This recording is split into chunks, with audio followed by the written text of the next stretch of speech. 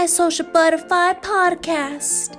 We are here to inspire dreams and help you spread your wings to fly.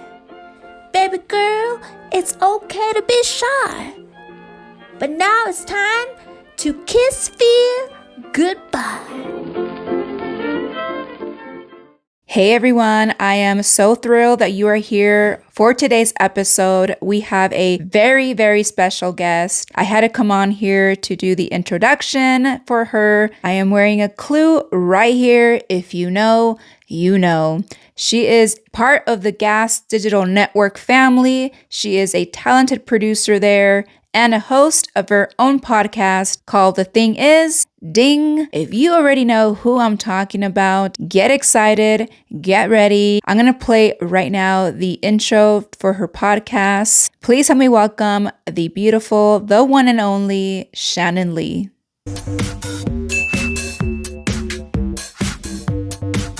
Hey, Shannon. This is so great. I can't believe this is really happening. I had to pinch myself when I heard the little ding. I'm like, is she maybe going to cancel on me? I don't know.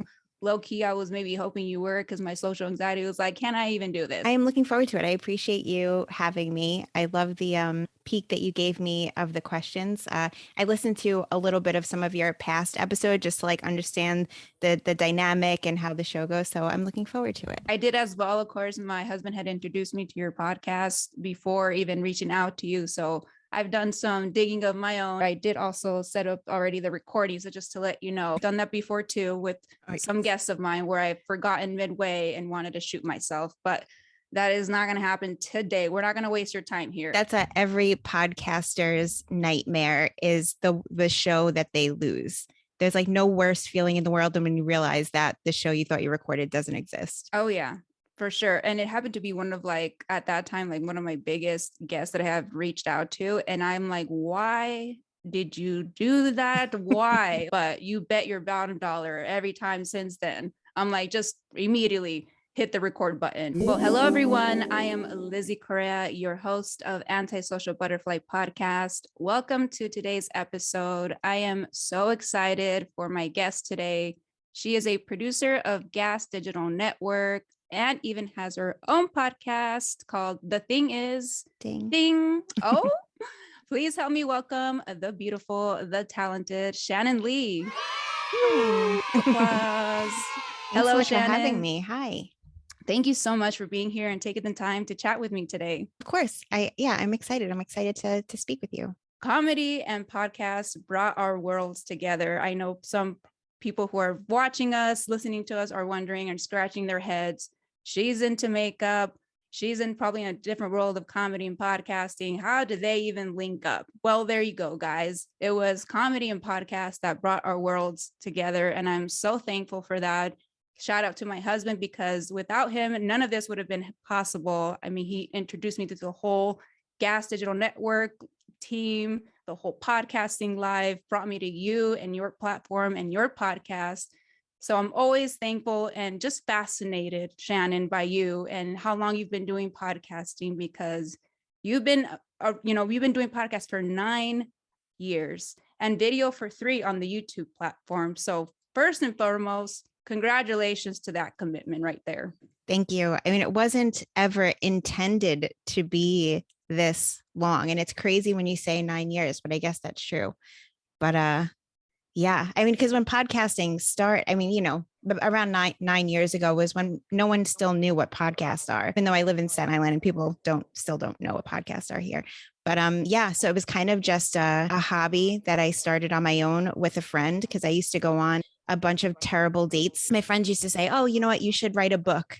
And I'm like, that's not happening. And who wants to read a book about someone's bad dates? Everyone has bad dates. But I was like, you know what? I was in my 20s. My best friend was in her 20s. We're both single, both doing the dating thing. I was like, let's give podcasting a try. And I ordered one Yeti microphone, but a multi-directional one. So those Yetis. Yeah, that's back in the day. It really was. I set it in the middle of my living room, and my best friend and I just poured some wine and just sat in my living room and talked about our terrible dates. And that's how it all started. When you said it wasn't 9 years, I'm like, well, I'm going off that fact off your video that I saw, the very first one in the YouTube archives. It's out there. I love that first video because you talk about a little bit how you started podcasting. And in that video, you said, you know what, guys, I've been doing this, if you guys didn't know. And I'm like, oh, shocker. Thankfully, my husband has the membership where I can go into the archives and see your video number one. Oh, but boy. yeah, that you're like, oh God, I know, I feel like deleting mine too, but it's like, no, girl, don't do it. You got to see the progress, see the progress, see the growth. And there you mentioned that you had been doing it for, at that time, 6 years. So that's where I'm like, dang, that's freaking so awesome. So again, I'm fascinated with people who just are committed to either their relationships or their passion projects and their art for so long. What is something that you believe has helped you to be on this journey? So I guess I have multiple answers to that.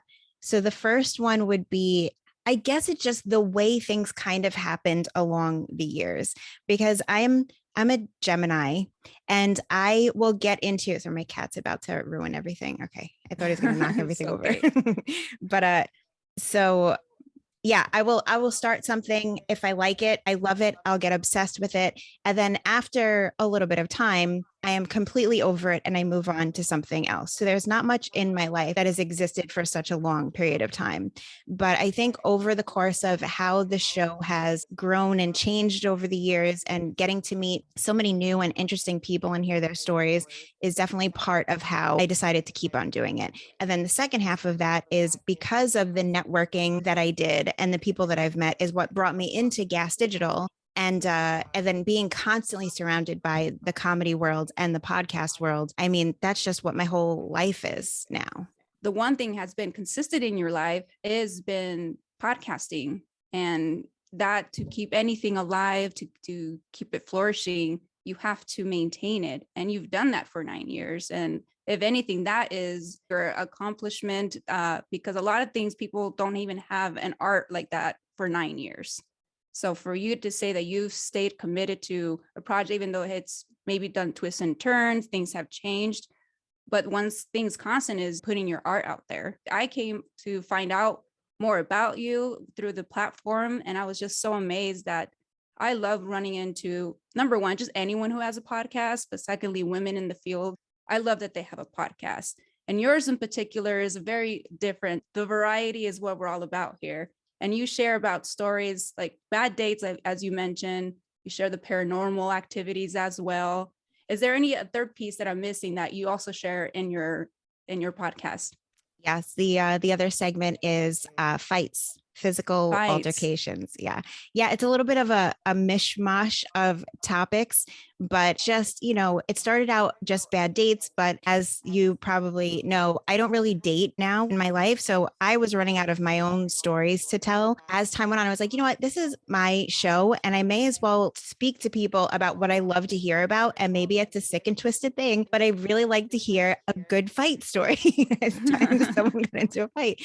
And then as well as the paranormal, because a lot of people, especially in the comedy community, will be like, that's bull. Can I curse on the show? Yeah. Oh yeah. Oh okay. Yeah. Please. So they'll be like, nah, that's bullshit, whatever. I don't believe in that stuff. But if you leave it a little bit, almost every single person that has been on my show has told some sort of story that was unexplainable to them in the moment and that they still can't figure out. So it's like between those three things, that's what it's interesting to me. And so if it's interesting to me, I just hope that there are other people it's interesting to, and that, it's entertaining for someone else out there. People are always sometimes asking me when they're struggling of what content to produce or what to talk about. I start right there. What do you like? Mm-hmm. What are you already searching on the internet? Don't be doing other stuff because that's not really what you like. There you go, guys. If you are looking for something to talk about, maybe you want to start your own podcast and you don't know what the heck to even talk about, start with writing down the first 3 things that you like. And those are the 3 things in your life that were just circling and they just grew from there. So you mentioned the dating part, the the sad stories, which are entertaining. Hello, that's why we are subscribed. That's what we love to hear about. But I wanted to throw a little twist at you and ask you if maybe there was even one. Has there been one, maybe recently or maybe a long time ago, a good date that you had? And what made that stand out? And why was that a good date? I do have one, shockingly. Oh, shocker. I was even writing down, like, prepare to say no. And this is like, I don't even know if this qualifies as a date, but like this was a hangout with a guy that at the end of the night, I didn't beat myself up about anything. I wasn't like, I should have done this. I should have done that. This didn't go right, you know, or whatever. When I left this night, I was so ecstatic with how everything was. He didn't annoy me. Nothing about him bothered me. To me, it was like the perfect hang this particular night. So I met this guy. I have a favorite musician that whenever he's anywhere in the tri-state area, I always try to make sure that I go to see him. And I really wanted to meet this musician so badly. So one day I'm hanging out like on the side where they let the musicians out. And eventually my friend and I waited there long enough to where the musician came out and I was like, oh my God, I finally get to meet him. He's my favorite human in the whole wide world. So I met him and then he's like, oh, would you girls like to take a picture? I'm like, yeah, so much. And so we take the picture, we're talking a little bit and he's like, oh, we're going to go for drinks afterwards. Do you want to come hang out with us and have drinks? And I was like, there's nothing in this world I could possibly want more than that. So he tells his head of security to come out and to, it's like, oh, exchange numbers with this guy. Then we'll let you know when we're done, like with our post show, whatever. It's like, fine. Anyway, so we ended up exchanging numbers that night, whatever. We started texting afterwards for like a couple of months. And then whenever I'd go to see the musician, I would try to like hang out with him a little bit. So this next time they were in like Massachusetts or whatever, I found a friend that would, you know, take the drive with me to go and see them. And then after the concert, I was like, I don't know if he's going to want to hang out or not. Like he lives in a different state. We hadn't seen each other since that one night. And after the show ends, he's like, oh, come and meet me at this bar. So I go to meet him at the bar. And he's there and he's with like my favorite musician in the whole world. So it's like, there's already this like hot guy who's the head of security, which, you know, for me, I love that. I love that very much. Big sign, a good sign. Yeah. And then also like my favorite musician. So now we're hanging out at the bar and the musician is like buying us shots. And then we go upstairs and everybody's playing pool together. And then as this guy and I are talking, he's just talking about like he's doing all the right things. You know, he's just like making conversation. He's like being like the man conversation. He's not making me lead it, which annoys me so much. And I think like the host in me wants to lead a conversation, but I don't want a guy to let me do that. Like I want you to take control. And he did that. And then he like leaned in and kissed me at a point. It was like very cute. And then so now to we're out a couple of hours. And then the musician comes over and says like, it's our curfew and we have to get back to the tour bus. And so I was like, all right, well, bye guys. It was so nice hanging out with you. He's like, no, walk us back to the tour bus. So my friend and I walked them all back and then we're just hanging out in the tour bus. We have another drink. And it was just like, it's my favorite musician in the whole wide world, but also this like super cute guy who's being like the coolest thing in the whole wide world. And then once we're about to like wrap up, we go outside a little bit more. He and I continue to text and that was it. I mean, I feel like it's not translating as I'm telling the story, but it was just, for me, it was like the best night ever. I feel like when people ask for a good date story, it has to be like this extravagant meal or activity. But really, I feel like it's the feelings. Like, how did you guys make each other feel? Do you guys want to like see each other again? And then that moment, it was just like the little things also that he did that made like the biggest impact for you. Yeah, exactly. It was just like good company overall, like with him and then with everybody else that was there. And then like we had time to ourselves and it was all lovely. In your world, I guess it's very hard to find that good company then for that good man to take the lead and just sweep your feet away in that department. So we need to have people out there that are listening. If they want to sweep and steal your heart away, they got to do a couple things, but at least start with, hey, take the lead. And also in conversations, come on, don't let Shannon host and take the lead and make some conversations happen between you and her. Amen. I mean, on dating apps, which I just at this point, I don't know why I even keep them on my phone, but anytime there's a match, it's always like they say hi or hi, how are you? And it's like, I don't even respond because this isn't a conversation starter because I'm going to say fine, thanks. And you, and then what happens? Like there's nothing here. It's so freaking annoying. And then I talked to my boss. I'm sorry, my cat is meowing in the background, but I talked to my boss, comedian Louis J. Gomez about this. And he's like, you have to just ignore people like that because it's never going to be people that you're interested in. He's like, this is what you should do. Find a picture, comment on the picture. I was like, yes, exactly. Like, how do you know this? And 99% of the male population just doesn't, but it's very frustrating. You should be very, it's just, well, I guess the grass is always greener, but the fact that you found somebody and have stayed with them for so long that you don't have to deal with what the dating world is today is a blessing. Thank you. I am very fortunate that I found somebody. I mean, our story is crazy as far as how we found each other. So it doesn't happen to everyone. I get it. Yes, we have our ups and downs. I mean, we've been together for like going on 17 years. So hello, we have changed. We have grown into different people. We have different likes since when we started dating back then. But here we are. The thing is, what we go back to is we don't have to stay married to each other just because our moms told us, the religion told us that we came back from. I mean, I came back from a heavy religious background where like, if you got married, you're going to die married. We don't live by those rules. We're like, no, every day is a choice if we want to be with each other. And it's just about supporting each other's, individuality and projects. And here we are just doing that as friends. And so, yes, doesn't happen a lot, but I'm very fortunate. I mean, I still have friends that are in that world. And so I hear about it too. The point in my life where I was doing the most dating was when I was out and about more often, because I've worked in the nightlife industry for probably close to 20 years. And that's like, then you're interacting with people. And again, like most of my boyfriends were bouncers. So it's like people that I'm working with. And it's like, that is my type of guy, the type of guy that would have that job. So it really was great for me to be a bartender. Win-win. Yes. But now it's like, I hardly go out. My like big outings is like, if one of my friends is performing in Jersey or, at the Stand in New York City or whatever, like I'll go to see a friend perform. And when I'm there, I'm really just hanging out still with my group of friends. Right.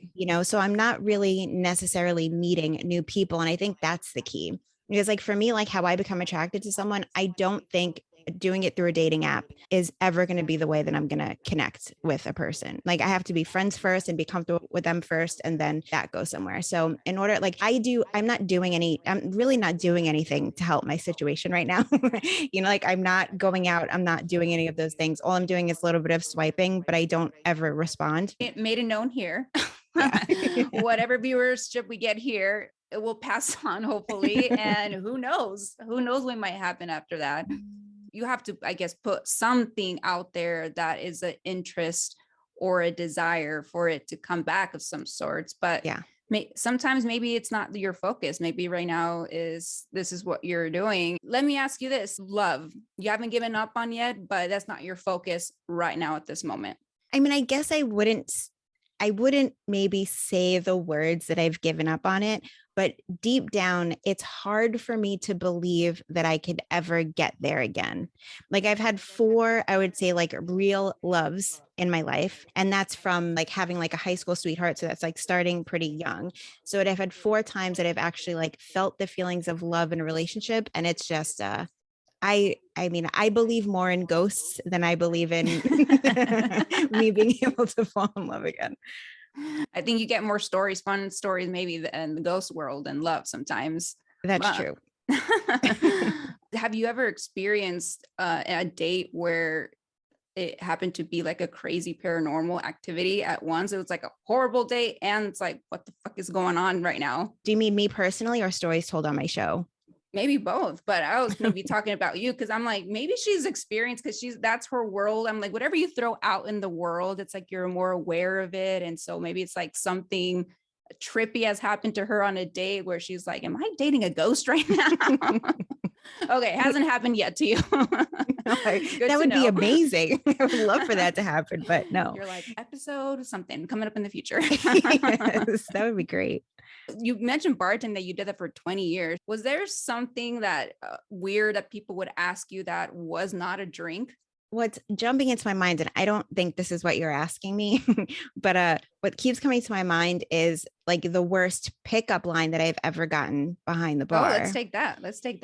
And it's gross. It's gross. So ooh, how gross are we? Are PG 13, rated R, rated X, rated R, rated R-ish. I think we can handle it. Okay. So it was this is back when I used to work in Brooklyn and in Bay Ridge, and there was a guy that was just like hanging out at my bar for a long time. So he was pretty drunk at this point. It's like deep into the night, and he told me that It's so disgusting. It still cringes me to tell Oh, the you story. And have this to is now. 100 years ago. He said that he wanted to be my tampon. Oh my God. And Okay. then like he got like more explicit with it, which I just can't even repeat the words because it's so disgusting. But it's like, how did you think? What did you anticipate my response being? Did you think I was going to swoon and be like, that's the most romantic thing that I've ever heard? Did you think I was going to jump over the bar and be like, let's get out of here? I mean, that's crazy. First of all, so many questions are coming through my mind. Like, has he tried this before and it's worked? I think so, because years and years and years later, because like in Brooklyn, like where I grew up and where I worked for so long, everyone kind of knows each other. And so like years later, it turns out that a friend of mine married this guy's cousin. And so at the wedding, this guy was there. I doubt he remembered me. I mean, like he was so drunk this night, but I did hear from other people that this was a line that he often used. Oh God. That wasn't even special. He didn't even just want to be my tampon. I bet you there is some and I won't be like derogatory in explaining the type of person, but I'm sure there is a type of person out there that when they respond to this or when they hear this, they'll be like, that was creative, whatever. Let's just go bang it out. I'm sure there has to be somebody that it worked on. We've been having quite a bit of technical difficulties, and Shannon has been a beast with just, I'm still gonna want to do this. And I'm like, she's probably gonna drop off at any minute, but she's still here. My, oh my, she's hearing some echo.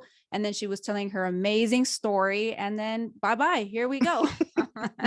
I'm like, it was too hot for our show, I guess. Came back online. So thank you so much, Shannon, for ever being so patient. Let's go to a segment of the show called Back to a Memory Lane. I was inspired by this segment, listening to your first episode and watching on YouTube. And on that episode, you talked about that you liked vodka. I liked vodka at one point. That was my go-to drink. So I got excited when you said you like vodka. Do you still like vodka now? I do still. It's either ever since I became vegan or ever since I've gotten to be 1,000 years old. It's one of the two things, but I get really bad hangovers now. And so I really like right now I am drinking a little bit of I have White Claw in here. Yum. Hello. I was late to the party there. Thanks for the invite. I'm drinking my lonely water over here.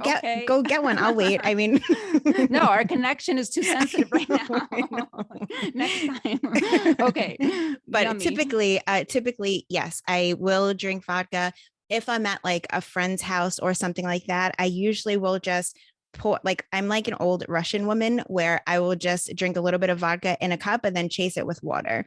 If I'm out like at a bar or whatever, just like a kettle and club is what I'll drink. But I don't, I mean, now I feel like I'm going to be like a hypocrite when I say I don't like very sweet things, but I don't like flavored vodkas. I don't like juices in it. Like I'm a purist, but I'm a hypocrite now with the White Claw. It's just, it's a little bit of a lower alcohol content. So I can maintain my alcoholism without getting too much of a hangover the next morning. There you go. Hey, you just like it straight to the point, not the extra calories. We don't need that. Why? We just want the alcohol. Okay. Yes, and White Claw is only 100 calories a can. Save yourself those calories. Eat it in something else. Yeah. Don't indulge in something else. Okay, I like that. What's your vodka drink? Oh, mine was Grey Goose was my choice of vodka when I would never, ever, ever, ever get a hangover with that. I could literally chug the bottle and wake up and do like a 5 a.m. podcast if I wanted to. So yeah, that was mine. You're like, oh God. Yeah, Grey Goose was just it never worked well with me. Either kettle or, and this is gonna sound like garbage, but I didn't get a hangover with it, was Absolute. I prefer Absolute to Tito's.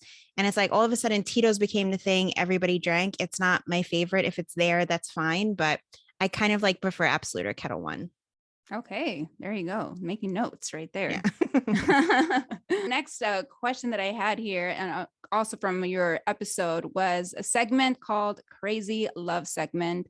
Can you share with us a recent bad date that stuck out to you? I do have one. A few months ago, I have a very specific type. And it's not that I will only date this type. It's just that it's my preference. Everyone has well, not everyone. I don't think everyone has a preference. But yeah, I have a preference, and it's like a job, like a very big, like a really big guy, as I've said, like bouncers and whatever. I have a bunch of correction officers, ex-boyfriends. I like a moderately to heavy tattoo. Like I like a scary looking guy, but who is like not scary with me is my like magical thing. And then we all wonder why I'm still single.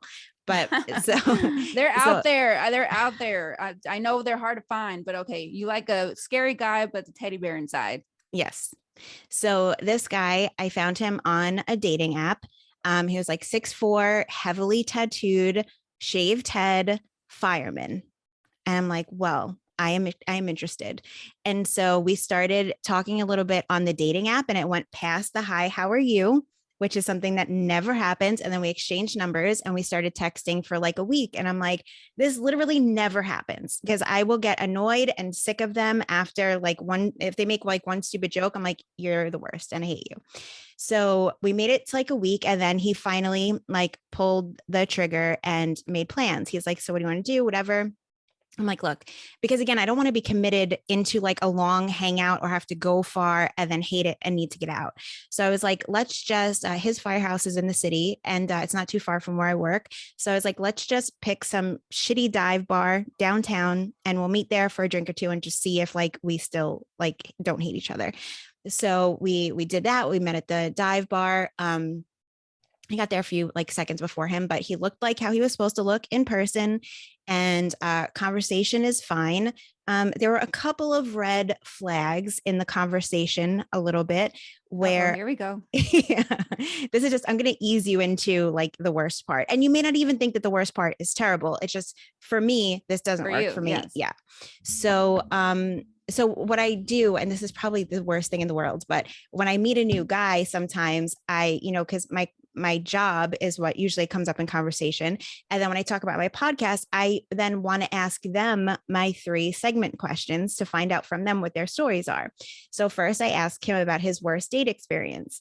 And he tells me that he went on a date with this girl and he knew immediately he wasn't really feeling it, and that she took him to a place like on purpose just so that he would buy her dinner.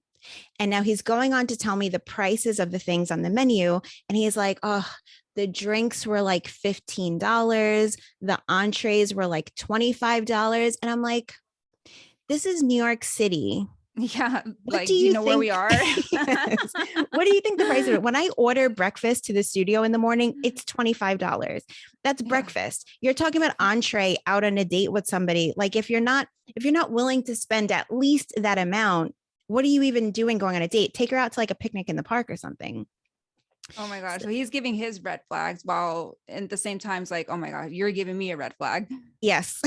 So I'm like, okay, And he's like, so I didn't really like her, but of course I'm a gentleman. These are his words. Of course I'm a gentleman. So of course I still paid for it. And I'm like, okay, fine, whatever. This doesn't seem like a terrible date to me. It sounds like you went on a date. You just didn't like the girl. Exactly. So then like other red flags were he has a tattoo on his hand, and he said that it had to do with like an ex that he was trying to like get out of his mind. This is not good. Like none of this is good. And how he was like her side piece. So like they were never actually together. She was married. He was her side piece. And he was hooked on her. And to make sure that he stayed away from her, he had to get this thing tattooed on his hand, which is a lot. And it makes me feel like he's still not over it, because he talked about this extensively now on this date. Yes. Big red flag, almost shouting. Like the flag is multiple flags are being waved at you at this point. Yes. And we're not done. Oh, wow. An army of flags are coming. And then I feel like when it came time, whenever he would ask me a question, I feel like he was asking it to just be like, oh, how about you? But didn't actually care about my answer to the question. So like, I feel like he was like checking out, wasn't really paying attention. So I would just like speed through it. I'm like, whatever. So anyway, now we're there. We've had like 2 or 3 drinks each. And now I have to still work in the morning. And again, like I don't recover from drinking very well anymore. So I'm like, all right, I think I'm going to get out of here after this drink. He's like, oh, come on, stay for one more drink, whatever. I was like, I have to get up so early though. And so now we finish this drink and he asks the bartender for the tab. He's running it on his card.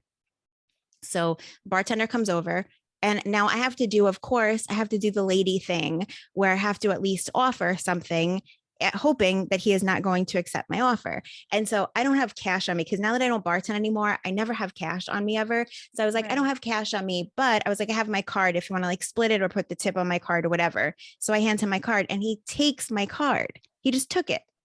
And it wasn't even like a fight. It was maybe like a once back and forth, but it wasn't a struggle where I'm forcing him to take it. He took my card to put the tip on my card. So the bartender is like, she's like, oh, I can't split it that way. So he hands it back to me. And now as he hands it back to me, the sky outside opens and it starts pouring. And now I'm checking the price of Uber for me to get back home to Staten Island. And the price is like $150. And I'm like, son of a bitch, because now I'm freaking stuck here until the storm passes. So I'm like, all right. He's like, well, now you have to stay for one more drink. And I'm like, all right. And he's like, well, now you can use your card. Oh no. Oh my God. Did you slap him with the card? Oh no. Oh my gosh. I would have like compelled myself, but the next thing wouldn't have been nice. But you are nice, but so probably you were smiling and said, let's have a I'm drink like, all right, I guess I'm paying for the next drink, but while I poison it. what am I going to be like? No, just kidding. You actually pay for it. And it's like, I'm trying to not be like someone, I don't want to be like, I'm not a materialistic person. Like I live by myself. I pay for all of my own shit, whatever. And like, I'm not trying to make it, but it's like, it's a chivalry thing here. Right. It's this is principle. Our first date. It's a very first date. Like show me your best self right now. And if this is your best self, it's only going to get worse from here. Exactly. Plus, I had to still take $100 and something Uber home, which God knows he wasn't doing anything close to offering that. No, so, gosh, that a-hole. That was that your like most recent last date? Yeah, that was over the summer. 50% of relationships that get into it, they don't work. So of course we have we have hesitations. We don't, there's no book that we're given on how to love someone and how to make it last. It's almost like we're just going into it blindly and just trying it out. You are an amazing person. And I really feel when that time is ready for you, the universe will know. When you are feeling low, is there something that you tell yourself or something that you do to get yourself back up? So first, I want to just say thank you for your very sweet words. It is, I just like, there was also something that happened to me within the past couple of weeks with a family member, and it was one of my uncles. And I have like, my family is like old school Italian, like the family that I was raised with. And there's not a lot of feelings talk, especially amongst like the men in my family. And my uncle just like pulled me aside and was like, because they're thinking about like moving to a different state.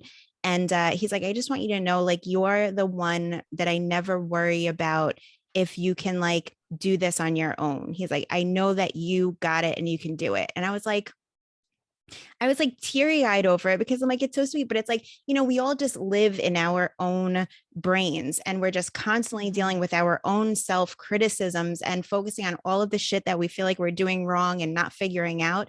And it's just like when somebody on the outside says something nice, it's just like, it's a really sweet thing that definitely helps. So thank you for what you said. Of course. Mean but every word. Thank you. But to like, as far as like bringing myself up, I mean, it is really easy to just get caught up in everything. And I'm the type of person that like, I like things like in a particular way. And like, I like to like follow a certain schedule and for things to go how I expect them to go. And that's not life. And that's definitely not life with comedians and podcasting. It's just not how it goes.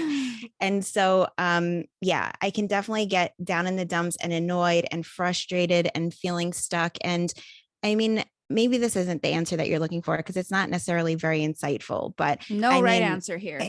Okay.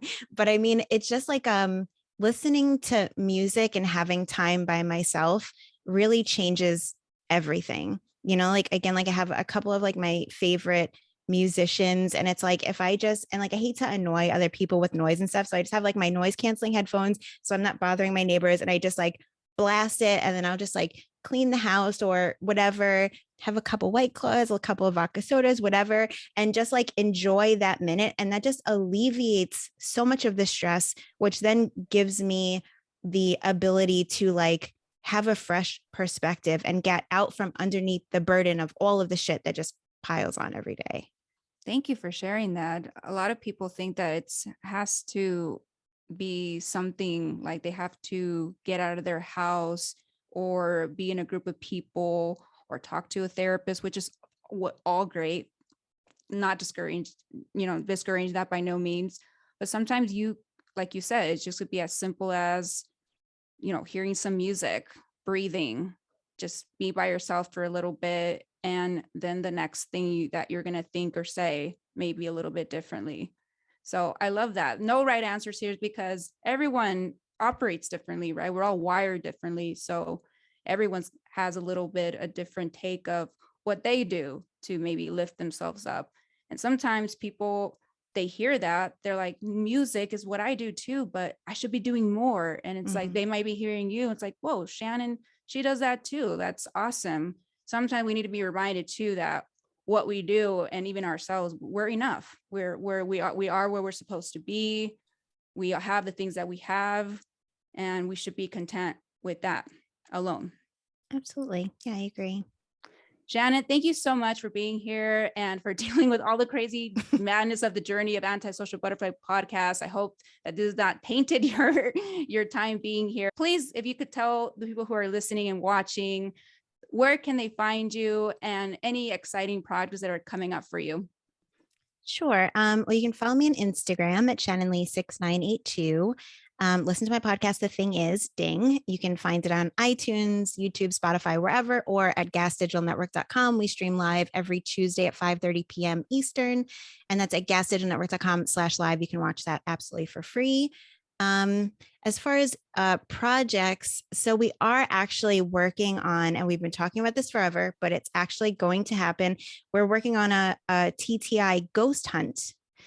So it'll be us along with, and I don't want to like reveal with who else, but we're doing it with like two hosts of another podcast, and we'll be taking our whole crew with lots of ghost hunting equipment and spending the night overnight at a supposedly haunted mansion to see what we can discover. So hopefully, yeah, our plan is to do that this summer. So, and then if that goes well, then we'll do it, monthly or quarterly or whatever, but I'm very excited to do that. Oh my gosh. Sounds super fun. Make sure you guys subscribe and find Shannon to get all updates on that. Shannon, that is super, super fun. I'm so glad that you are doing that. Not only has the podcast turned into stories, now look what the flip has come of it, a little series that is just super cool. I'm Thank really you guys excited. once again for tuning in to this episode. And Shannon, bye everyone.